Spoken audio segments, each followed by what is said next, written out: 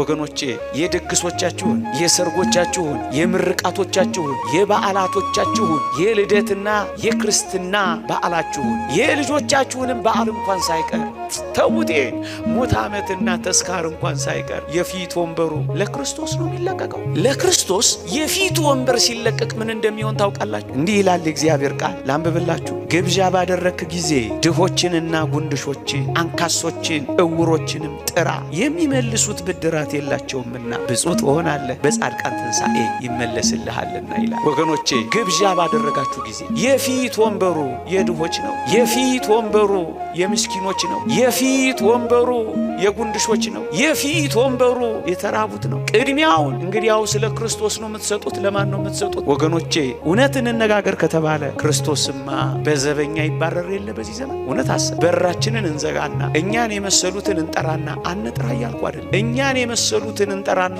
ክርስቶስስ በር ይዘጋበታል፣ በዘበኛ ይባረራል። እውነት አሰብ እንደው ራሳችንን እንየው። አስከፋዋችሁ ይሆን? በዘበኛ ይባረራል፣ ክርስቶስማ በር ይዘጋበታል።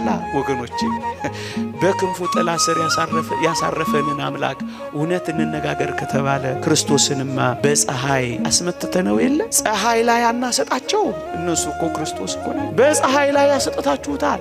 እጅግ ይደንቃል። በከበረው ዙፋን ላይ ያስቀመጠንን ጌታችንን ድንጋይ ላይ አንጥፈነዋል። እቅጩንም አንነጋገር። ከዋናው ማዕዳችን አባረነው፣ ፍርፋሪ እንኳን ነፍገነዋል። በድብድብ የሚበሉት በሽሚያ የሚያገኙት አንዳንዴ እየተደባደቡ እንኳን ደማቸውን አፍስሰው የሚሄዱበት አይደለም። ድግሶቻችን፣ ሰርጎቻችን የታል ክርስቶስ?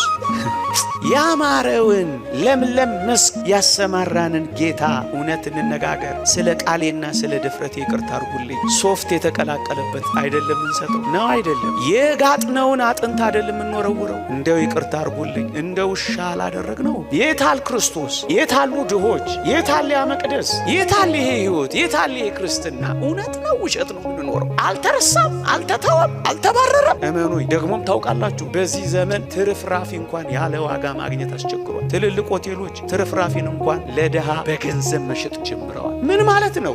የፊቱ ወንበር ከክርስቶስ ተባሯል። እውነት እንነጋገር ከተባለ እንዲህ አይደል እየኖርን ያለ? አልተረሳም ክርስቶስ። ሲተርፍ የምንሰጣቸው፣ ሲሻግት የምንወረውርላቸው፣ ቅራሪውን የምንጥልላቸው አይደለንም ብዙዎቻችን። እንደውም ሊቁ ቅዱስ ዮሐንስ አፈወርቅ ዳግመኛ እንዲህ ይላል፣ በረከቱ ትደርብንና በሞቴ ስሙኝ። እንዲህ ይላል፣ አንተ ከተገቢው በላይ ትመገባለህ። እየሰማችሁት ነው? እንዳይከፋችሁ። ቢከፋችሁስ እውነት ከመነገር ወደ ኋላ ይባላል። እንድንሰራው እኮ ነው። እውነት አሰብ ከጾም ጋር አላልኳችሁ? ከምን ጋራ? ከጾም ጋራ አብሮ የሚወሰድ አላል። አንዳንዴ ጨጓራ እንዳይነካ እያሉ አብሮ የሚሰጥ ከጾም ጋራ። አንተ ከተገቢው በላይ ትመገባለህ። ክርስቶስ የሚያስፈልገውን እንኳን አልበላም።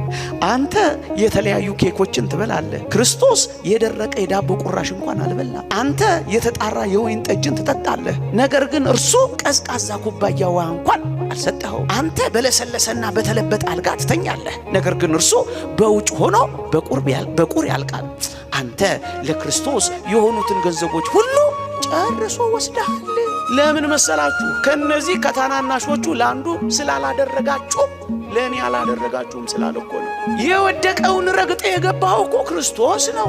ለእኔ ያላደረጋችሁም።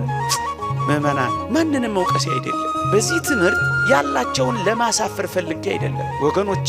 ባለጠግነት በራሱ የሚነቀፍ አይደለም። እንዲህ አይነት ትምህርት ስናስተምር ባለጠጎችን የነቀፍን እንዳይመስላቸው። ባለጠግነት በራሱ የሚነቀፍ አይደለም ይላል ሊቁ አውግስጢኖስ። ይልቁንም አብርሃም ባለጠጋ ነበረ ይልና ድሃውን አልዓዛርን ከማቀፍ ግን ባለጠግነቱ አልከለከለውም ይልና ሁለቱም አብርሃምም ድሃው አልዓዛርም በጌታ ፊት ባለጠጎች ነበሩ ይላል። ኢዮብ ባለጠጋ ነበር።